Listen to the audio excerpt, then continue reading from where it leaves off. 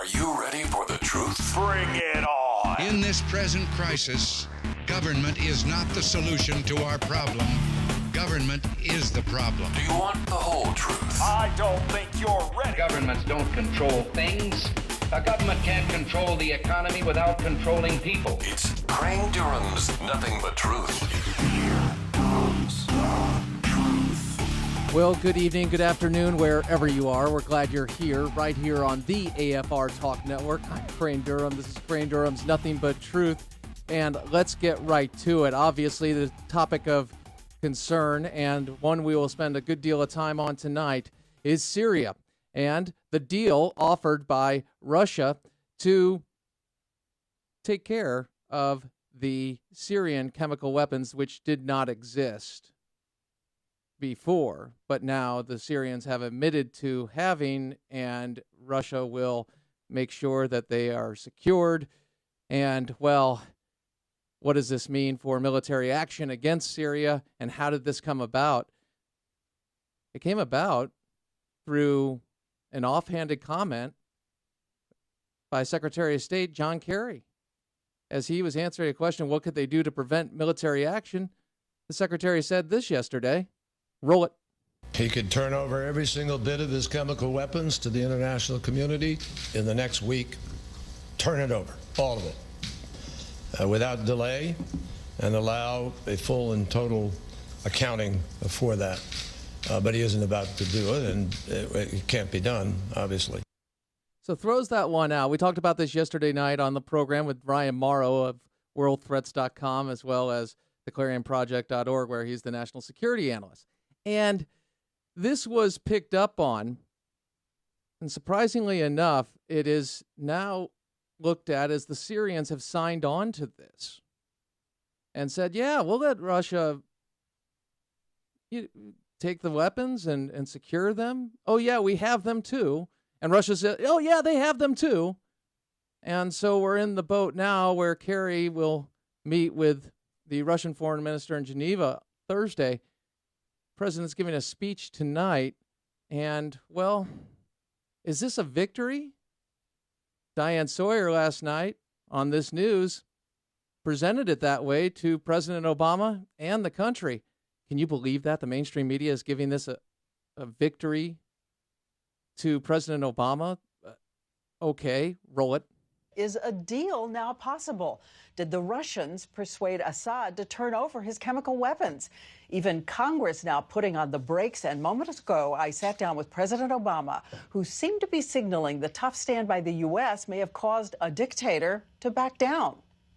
If Bashar al-Assad yields control of his chemical weapons to international authority, are we back from the brink? Is military strike on pause? To which the president said this. Roll it. Absolutely, if in fact that happened. And so, I consider this a modestly positive development. John Kerry is going to talk to his counterparts, and we're going to run this to ground. I don't think that we would have gotten to this point unless we had maintained a credible possibility of a military strike, and I don't think now's the time for us to let up on that. But my objective here has always been to deal with a very specific problem. So what I've said specifically is I want to make sure that that norm against use of chemical weapons is maintained. That's in our national security interests. If we can do that without a military strike, that is overwhelmingly my preference. And now the key is, can we see with a sense of urgency language and a plan that is enforceable and verifiable through the international community that accomplishes that? Okay, a number of problems with verifying the locales of chemical weapons that Russia said that Syria did not have, but now they're going to turn them over. Assad's going to turn those over to Russia. And I guess they acknowledge the fact that he does have them. Confused? You're not the only one, but is this something that has been in the works? Was this the strategy? Dare use the threat of military force, not have your country on board, not sell it, not really present it or explain it, talk about a red line, say you really weren't responsible for the red line, the world was, and this was all part of some great plan? Well, President Obama would have you think that. Roll it. I did discuss this with President Putin. This is something that is not new. I'd been discussing this with President Putin for some time now. The last time we were at a G20 meeting in Los Cabos last year, I suggested the need for the United States and Russia to work together to deal with this particular problem. Okay, but they didn't use them. The evidence wasn't there. At least Russia said that. We said differently. And now Assad is okay with turning them over, weapons he didn't have. Which, where are they located? That's a real good question. And how are they going to find them? 19 of the 42 suspected chemical weapons sites. That's how much we know where they are, but the trust but verify. And who are we really trusting? So what is all this? I mean, is it a victory for President Obama? And if it's a victory for President Obama, he's our president, so wouldn't it be a victory for us? Lieutenant Colonel Gordon Kakula will be with us on the flip side of the break, addressing some of those questions. But first, Dr. Charles Krauthammer weighed in and said this. Roll it. This is clearly a way to get Obama off the hook politically.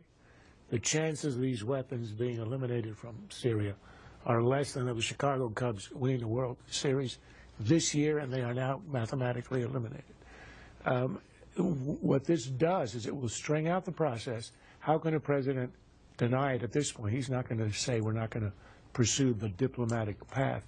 But the meaning is that everything is shifted now in terms of the diplomacy.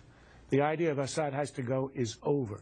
There's all about the weapons inspections. It'll take months. As I said, in Libya, which had a much smaller arsenal, 8 years later, inspectors have found that he was still hiding stuff. So the idea is a serious proposal. Kerry himself said it can't happen, it's not going to happen. But that was honest, and now all of a sudden they have decided they're going to seize the political opportunity, and they'll pretend it's a real option, which it really isn't. They'll pretend, and meanwhile, there was another weapons delivery from Russia to Syria. That's Putin to Assad. And Putin, remember, has a nice record of killing people, journalists, human rights activists, people that oppose him in any way. Yeah, he was a member of the KGB, and he has that style. He's a brutal dictator, and we gave him the reset button. Of course, we bailed on the Czech Republic and Poland, so our allies really don't trust us there.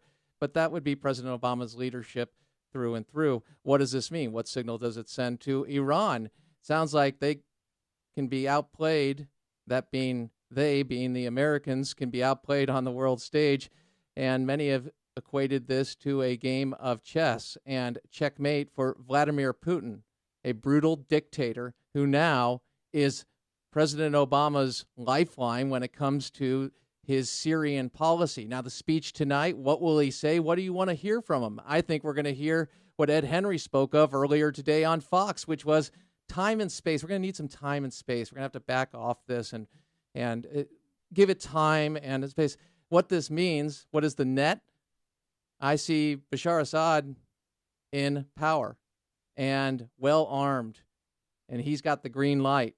Maybe not to use chemical weapons, but certainly he's not going anywhere.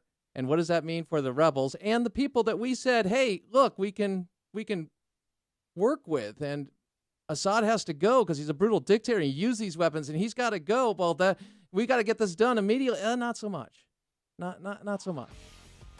Lieutenant Colonel Gordon Kakula is going to be with us on the flip side of the break, and we'll break this down from a military perspective.